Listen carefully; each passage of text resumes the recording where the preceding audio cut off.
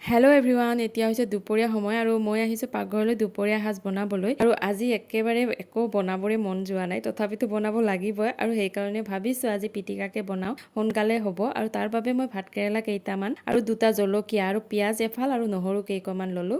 আৰু গোটেইখিনি মই কুকাৰত দি দিলোঁ, কুকাৰতে বইল কৰি ল'ম। কেৰাহীতো পাৰি যেনিবা, কিন্তু সময় লাগিব, সেইকাৰণে কুকাৰতে দি দিলোঁ। আৰু 3টা হুইচেল মৰাৰ পিছত মোৰ এয়া ভাতকেৰেলা একদম বইল হৈ গ'ল। আৰু এতিয়া গোটেইখিনি মই এখন ডিছত উলিয়াই ল'লোঁ। ভাতকেৰেলা নহৰুবোৰ বইল হ'বলৈ দিওঁতে ইমান ধুনীয়া গোন্ধ ওলাইছিল। আৰু এতিয়া মই অকণমান কেৰাহীত গৰম কৰি ল'ম গোটেইখিনি, কাৰণ গোটেইখিনি একেবাৰে শুকান কৰি ল'ম। পানী থাকিলে অকণমান বেয়া হয় পিটিকা, সেইকাৰণে। আৰু এতিয়া সেইটো কেৰাহীতে অকণমান তেল দি পিঁয়াজ কেইটুকুৰা অকণমান ভাজি ল'ম। একদম ৰঙচুৱাকৈ নহয়, অকণমান এনেই ভজা টাইপ হ'লে হ'ব। আৰু লগতে ইয়াত যদি শুকান জলকীয়া কেইটামান মচমচীয়াকৈ ভাজি ল'লোহেঁতেন, তেতিয়া কিন্তু আৰু বেছি ভাল লাগিলহেঁতেন। কিন্তু ইমান জলকীয়া খোৱাটো সম্ভৱ নহয়, সেইকাৰণে মই জ্বলা দিয়া নাই।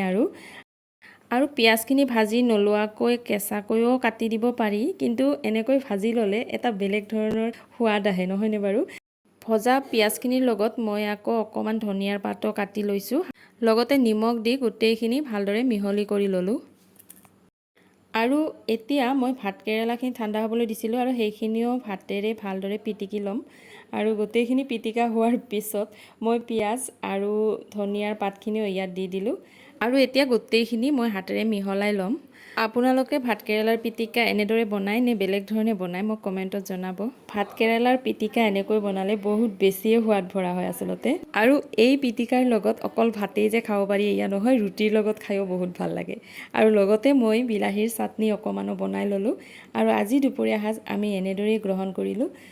যেতিয়া একো বনাব মন নাযায়, কিন্তু খাবতো লাগিবই, গতিকে বনাব লাগিবই, তেতিয়া মই এনেদৰে সহজতে হোৱা, লগতে বহুত বেছি সোৱাদ ভৰা এই ৰেচিপিবোৰেই বনাওঁ। গতিকে আজি আমাৰ দুপৰীয়াৰ ভাত সাজত আছিল ভাতকেৰেলাৰ পিটিকা, লগতে বিলাহীৰ চাটনি আৰু দাইল, আৰু লগত এটা কেঁচা জলকীয়া। গতিকে আজিৰ ভিডিঅ'টো ইমানেই। মোৰ দুপৰীয়াৰ ভাত সাজৰ থালিখন আপোনালোকে কেনেকুৱা দেখিলে জনাবলৈ কিন্তু একেবাৰে নাপাহৰিব। ভাল লাগিল যদি লাইক এটা কৰি দিব। আজিলৈ আহিলোঁ, বাই বাই।